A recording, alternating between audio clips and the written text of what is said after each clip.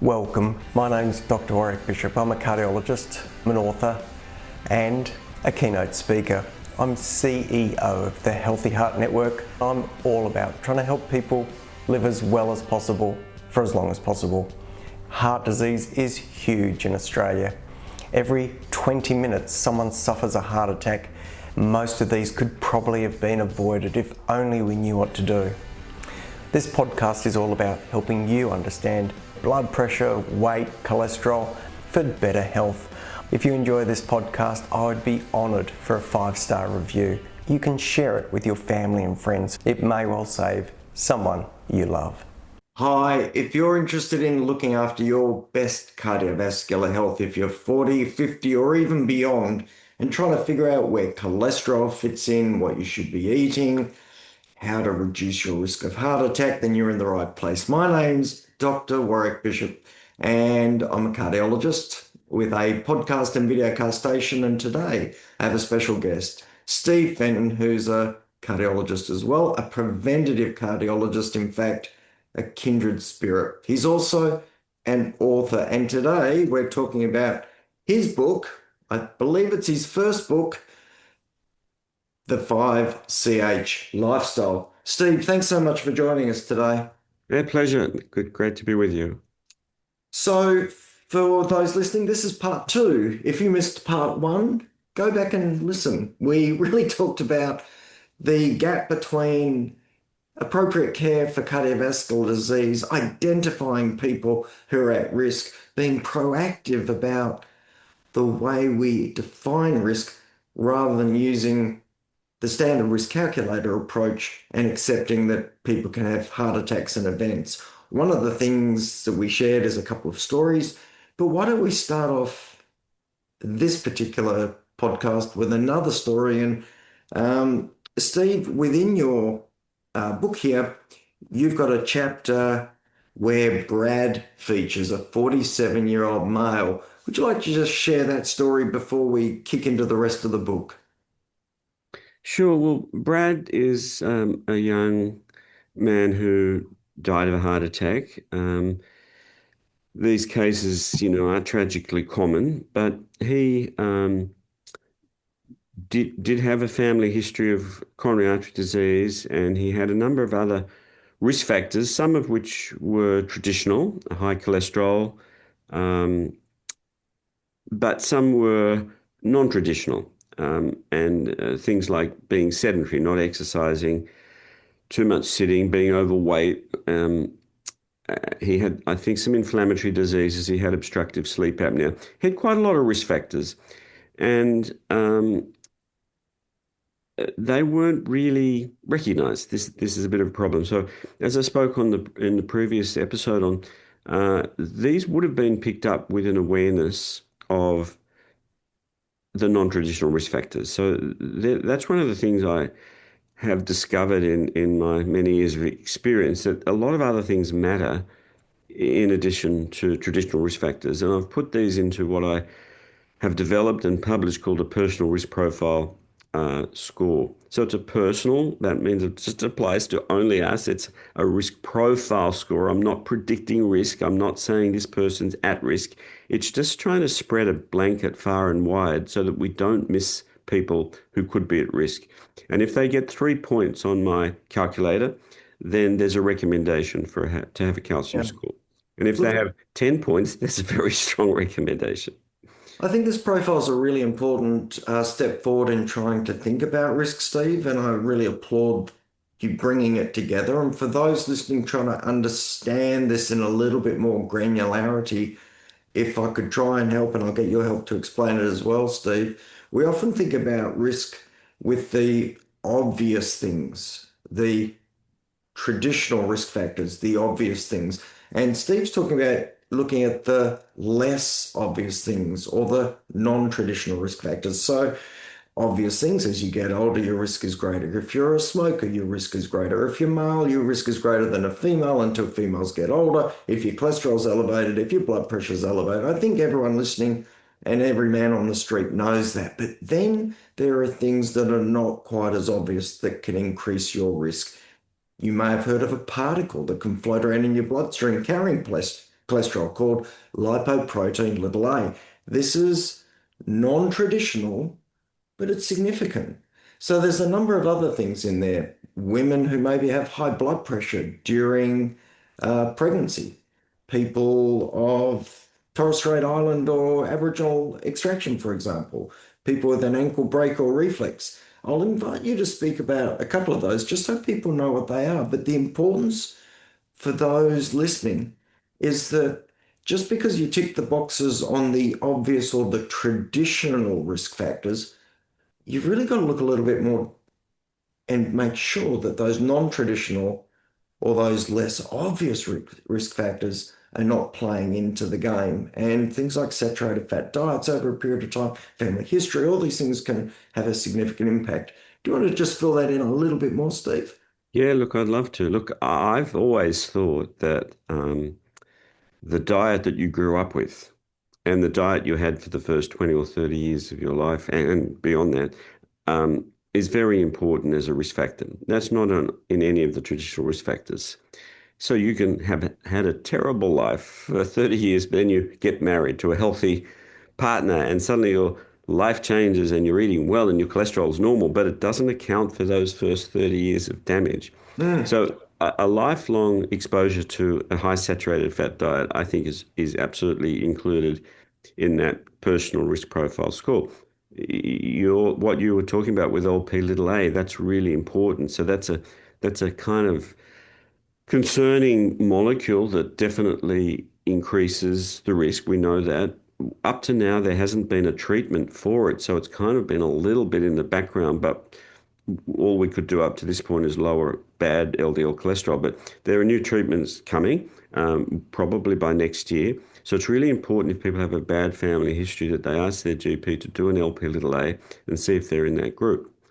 You mentioned absolutely the factors that impact on women specifically. So gestational diabetes, preeclampsia, premature menopause, these are really important factors in terms of increasing the risk of atherosclerosis, but you won't find those in any traditional risk calculator. Depression, social isolation, being driven, believe it or not, marathon runners. There's a number of other things that increase the risk of atherosclerosis. We're still learning a lot more about it. But what I might do is at least reassure your listeners that that's not necessarily all bad news. What we're trying to do is get them to be checked. Now, if we check any population between the age of about 45 and 75 or 80, in every study, there'll be about 50% who have an abnormality and 50% will be normal.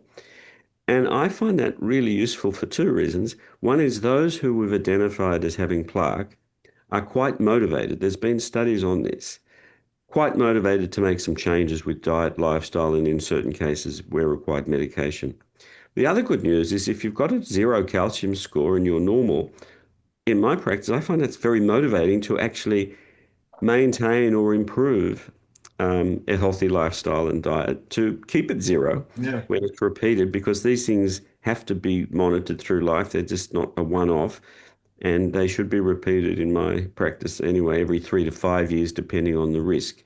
High risk, I would do it at 3 years. I've had my fingers burnt waiting for 5 years. So I think if you're poorly controlled, 5 years is too long. But if you're healthy, 4 to 5 years, there should be a repeat, assuming it's a low number. If it's a high number, then there may be other strategies required. But I would encourage your patients, your listeners, to have a look at this on the 5chlifestyle.com webpage, and it's a free interactive tool, and they can get a feel for how many points they have. They might want to work with their GP to get the blood test and blood pressure check, perhaps. Yeah, look, I think, like I said, I really believe that opportunity to bring those less obvious so-called non-traditional risk factors into the equation of calculating risk is really important. So for those listening, that is the risk profile score on the 5CH website. So go and check it out. But while we're on that roll, once we've now got some identification of who might be at risk, we've done some calcium scores, let's go on to what the 5CHs are all about, Steve. Yeah, well, look, absolutely. The five CHs are chops, cheese, chips, chicken skin, and chocolate. And they are icons for food groups that are best avoided or minimized to try to lower your intake of saturated fat, trans fats, sugars, and thereby lower your cholesterol. So I've measured these things for many years, and I've got people to stop all of them or for a while, or some of them. And in every case, there is a reduction in LDL when somebody targets one of those groups or subgroups. Um, so, so they're the five CHs. I've got to ask on behalf of those listening who love chocolate, are you really down on chocolate? Is it really such a bad thing? Because Well, because we see, I think, from time to time articles that tell us chocolate's good for us. What? yeah, well, look, not all five CHs Warwick are created equally. But probably chocolate's not quite as bad as the chops icon, which is red meat and processed meat especially. So I would say if I was grading the five CHs, the worst thing you can eat is processed meat. That's full of fat and other bad things. And I think there's general agreement on that, despite controversy with diets. Red meat is bad, but to specifically answer chocolate, unfortunately, there's no palatable chocolate that doesn't contain some saturated fats or sugar. Yeah, okay. And so the best if you're going to have some is dark chocolate and small amounts and not too frequently. But there is some evidence that chocolate can be good for you. So I'm not telling people not to have chocolate or anything for that matter. But I'd make a couple of points. When I recommend people starting the five CHs, I tell them, and this is a secret recipe, so it's just between you and me. The secret recipe is I ask them to do it for a miserable month. I say, this is going to be a miserable month, and I want you to largely be pesco vegetarian and all fresh stuff, lots of whole plant food stuff, nuts, oats, but don't have the five CHs to the extent possible for that month. And then we'll repeat your cholesterol level and we'll see how you feel. Now, I would say well over 90% of people feel so good, they come back happy and they say they've never felt better. Not in all cases, but the vast majority. But they might say something like, but I really miss cheese or I really miss chocolate. And so we have to make allowances. This has to be sustainable. And I don't want anybody to be miserable. But the other key thing is, Warwick, I don't, even in my high risk patients, suggest they are 100% on this. So you dial up your percentage according to a risk. If you've got a very low risk, zero calcium score, you can be pretty relaxed about it. If you do it in that case, maybe try to do this 70, 80% of the time, gives you plenty of leeway. If you're at high risk, if you've already had a heart attack, bypass stents, I'd recommend you try to do this about 90% of the time. But if you do that, that's 10% of the time you can break out. That's about 36 days of the year. It's not too bad. It covers birthdays, anniversaries, special occasions, holidays. So it's just a guide. My patients come back saying, I've just been to France and in Italy and I didn't do the CHs very well and their cholesterol's high and that's pretty normal when people come back from a holiday or a cruise.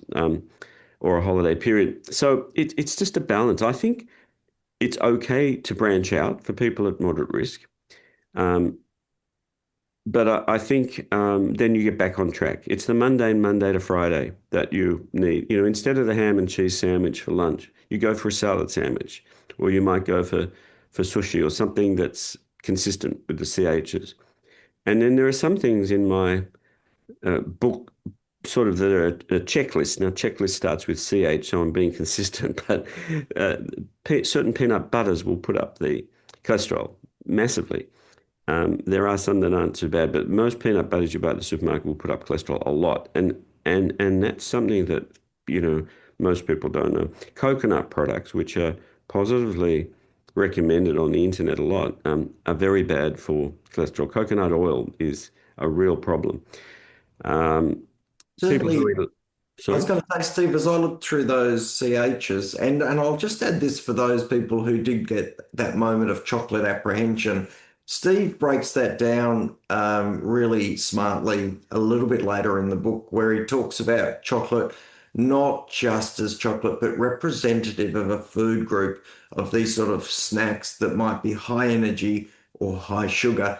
and in particular under that chocolate heading. And these are the things that I think are super important, things like lollies, cakes, pastries, sweet drinks. These are really quite disastrous, isn't it? And as I look through those five CHs, Steve, I get the sense that your efforts and your selection of those particular products, including sort of processed meats, is to drive down saturated fat and sugar across the board where you can. And that just makes perfect sense. It ties in with everything we know. And it sort of also fits in with the Mediterranean style approach to eating as well. No, that's a great point. I mean, chocolate is an icon, and it really does focus probably even more so on the things you mentioned, simple sugars, lollies, um, cakes, biscuits, banana bread, The the one I'm donuts. really concerned about, Steve, and this is the one that I always get angst about, is you've got alcohol in there. So you've got champagne and Chardonnay, and Mhm.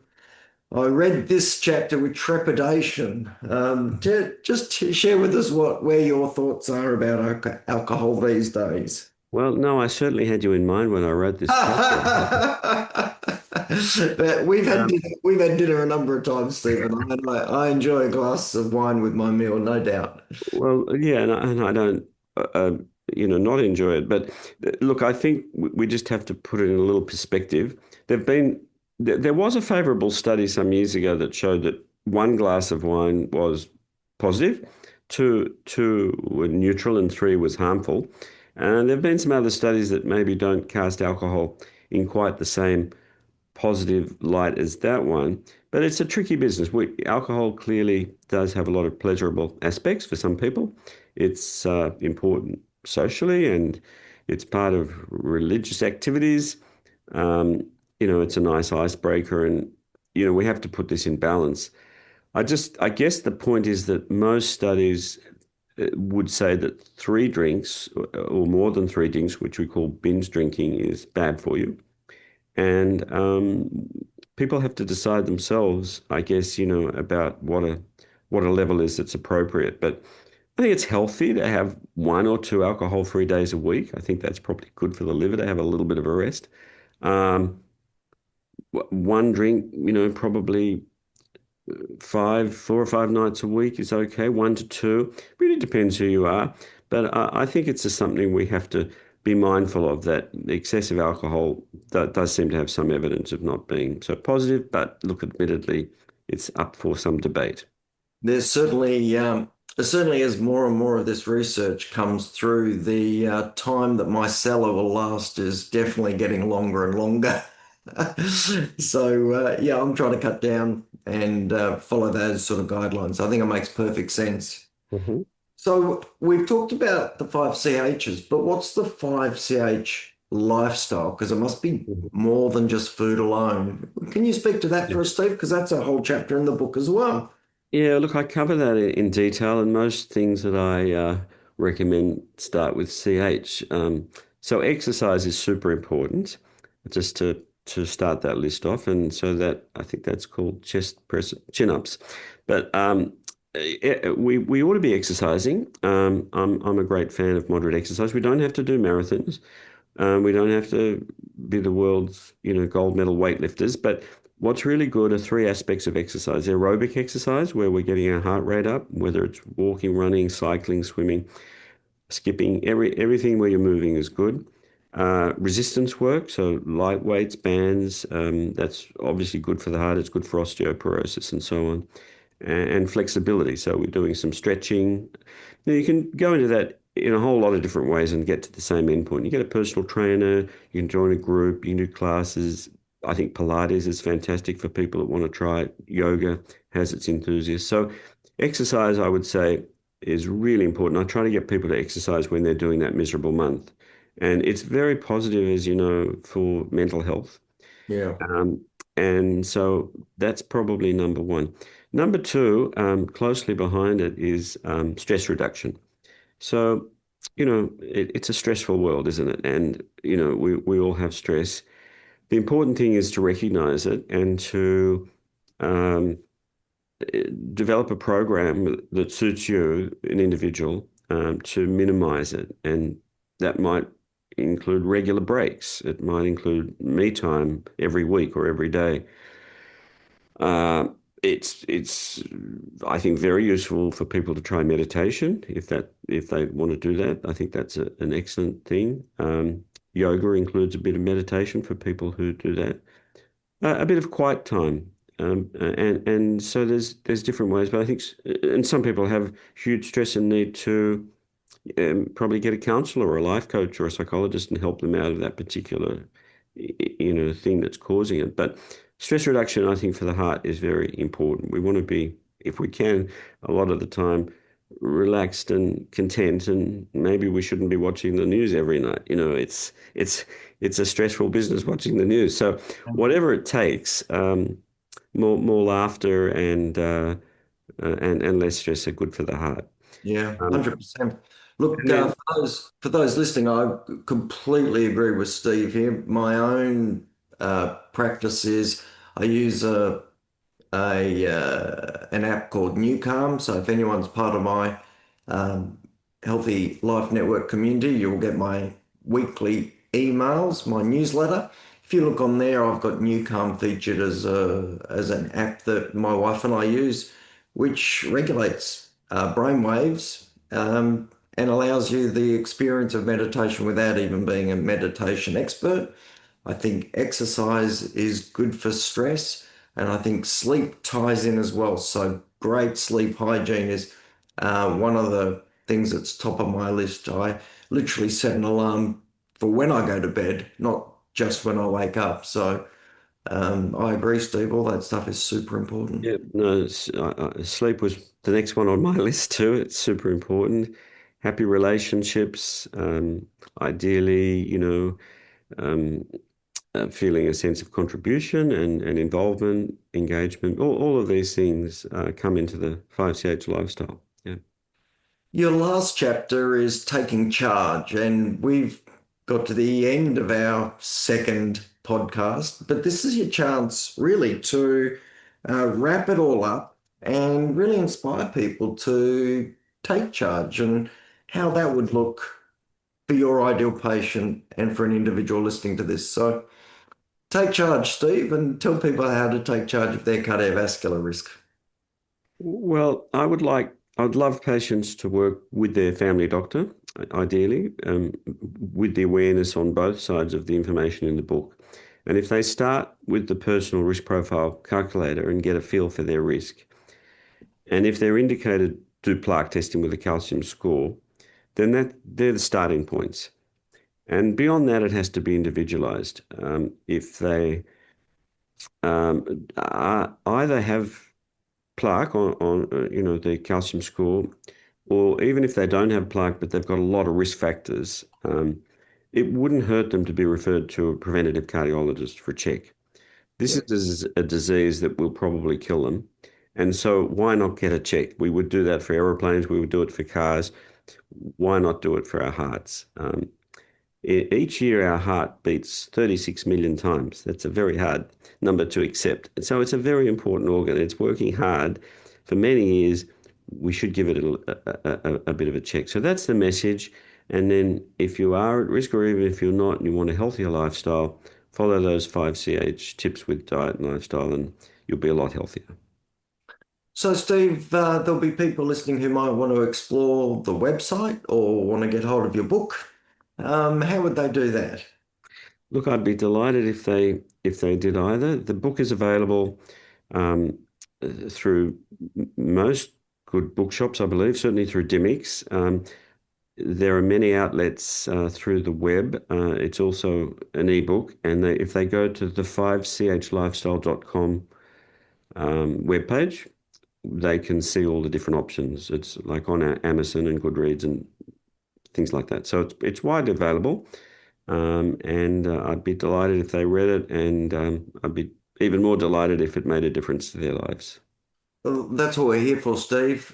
Saving one life, making a real and meaningful difference in someone's life is an absolute privilege, as it has been a privilege to share with you, actually. I really value it, so thank you for your time.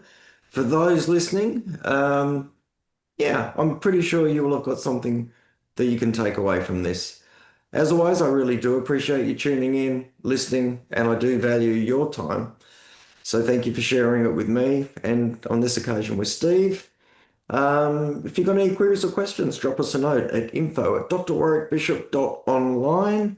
I would love you to share, and I'd love you to leave a positive review. All that stuff sort of helps in this modern world, as you're probably aware. But till next time, I hope you live as well as possible for as long as possible. Take care, and bye for now.